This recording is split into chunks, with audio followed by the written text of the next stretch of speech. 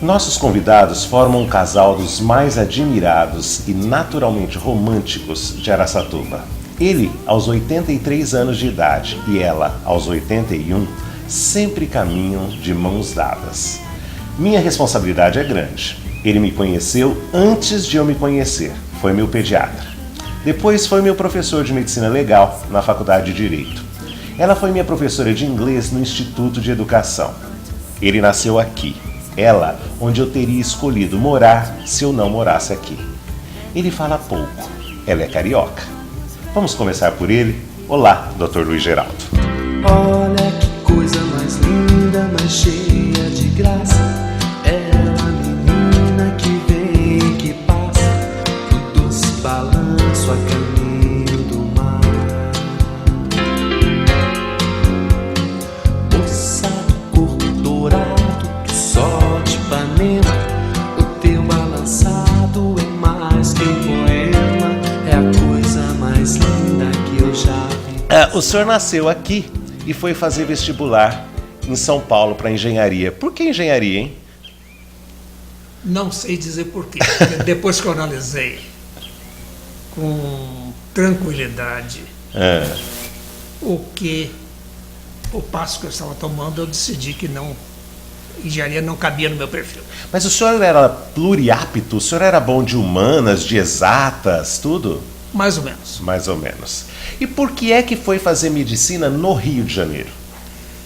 Porque no Rio de Janeiro havia, no momento, as melhores escolas. Pinheiros, em São Paulo, era considerada um padrão A. E a Faculdade de Medicina do Rio de Janeiro era a escola padrão do Brasil. Parece-me que o senhor gostou, inclusive, mais do clima do Rio de Janeiro. Isso eu iria acrescentar.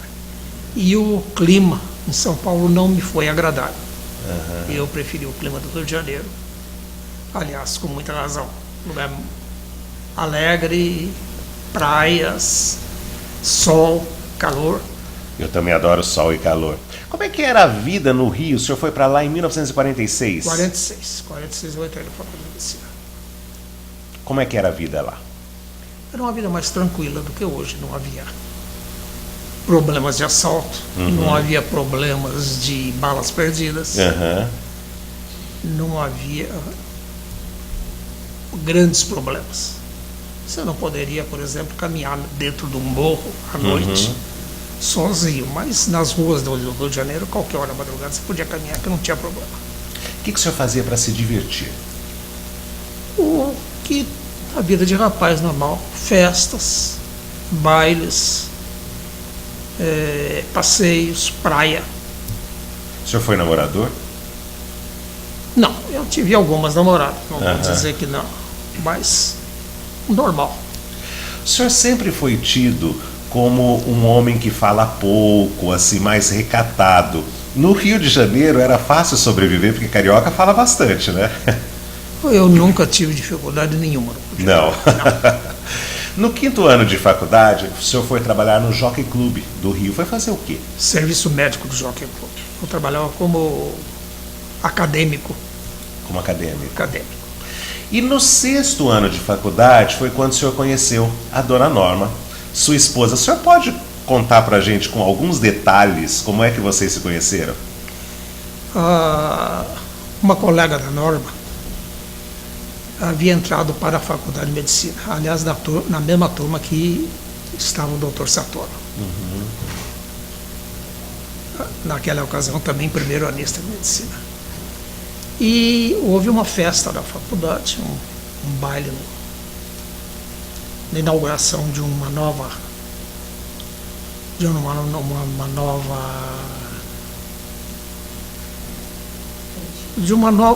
novo recinto da faculdade de medicina, parte do diretório acadêmico. Então o diretório acadêmico fez uma festa. Nessa festa a Norma foi com essa colega. E assim que elas chegaram, um colega tirou a amiga dela para dançar e eu vi aquela mocinha bonita. Sei. Não perdi tempo, né? É mesmo? E o senhor foi bem-vindo imediatamente? Ela aceitou dançar e depois dançou mais uma? Acredito eu que sim, que um estudante bem apessoado. Gostei do bem apessoado. E disse que essa moça que estava com ela, inclusive, era da turma do Satoru Okida. Satoru Okida. E aí, em menos de um ano, vocês se casaram. Por que o senhor decidiu deixar o Rio e voltar para Araçatuba? Porque no Rio de Janeiro já estava um regime de medicina socializada. Sei. Os médicos lá já estavam vivendo no regime de plantão de empregos. Sei. Vários empregos. Tinha colega que trabalhava em 2, 3 empregos por dia. Era um regime exaustivo e não correspondia àquilo que eu pretendia. Sei. Foi fácil convencê-la a vir para Araçatuba? Eu acho que não houve dificuldade, não. Não houve dificuldade. Conversamos bem sobre o assunto, ela aceitou. Uhum. Naquela época, o governo abriu vagas para cá? Como foi? O que eu digo é o seguinte, naquela época, eu pretendia vir para o interior, Sei. onde havia a possibilidade de sermos ainda profissionais liberais. Sei. Aconteceu que houve uma epidemia de paralisia infantil, poliomielite. Imediatamente antes. Para manter o serviço de vigilância sanitária mais ativo, o governo abriu 2 vagas aqui no centro de saúde. Sim. Eu, que era daqui, me candidatei, e o doutor Renato Monteiro, que tinha parentes aqui, também se candidatou. Fomos os 2 que viemos, mais ou menos na mesma época. Naquele tempo a pediatria era mais trabalhosa que hoje? Muito mais trabalhosa. Por quê? Primeiro, porque não havia pronto-socorros, não havia grandes serviços de apoio. Então, o pediatra trabalhava num regime de 24 horas de plantão por dia, 365 dias por ano. Nossa. Ele não tinha folga, não tinha descanso. Mas em compensação, o médico era mais respeitado que ele é hoje? O médico ainda era o doutor. Era o homem que funcionava como orientador, como conselheiro, como aquele que acudia a pessoa no momento da dificuldade. Então era um amigo, alguém importante para o cliente. Aliás, no meu final tempo de faculdade, já se comentava lá que o médico estava mudando do doutor, o homem encasacado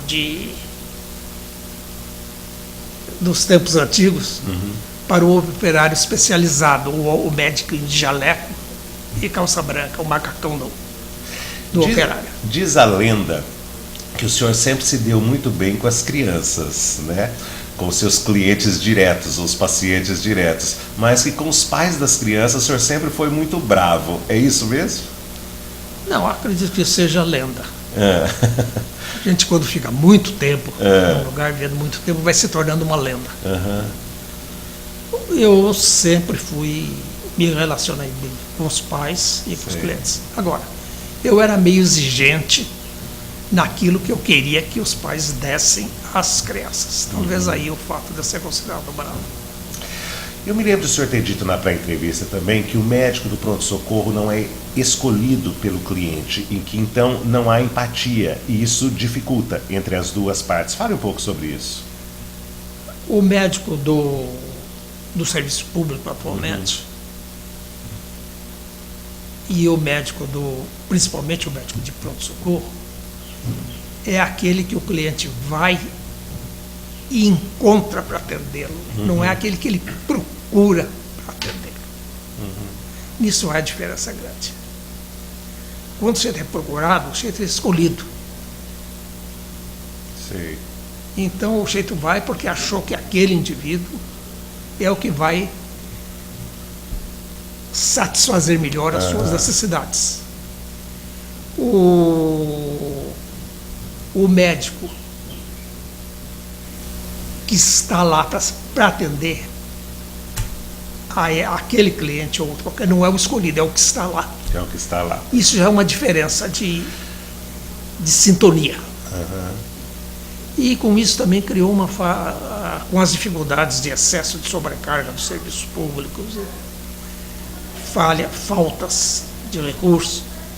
Muitas vezes o cliente julga que o médico não o está atendendo adequadamente, porque está lá já está recebendo o dinheiro do governo e não vai depender do que ele for pagar. E isso nunca é verdade? Não. Não. O médico que está atendendo a medicina socializada, pelo contrário, aqui em Araçatuba todos trabalham muito bem. Graças a Deus temos equipe. O que há é o seguinte, que ele tem uma jornada, uma sobrecarga, então ele não pode dar aquela conversa, aquela atenção.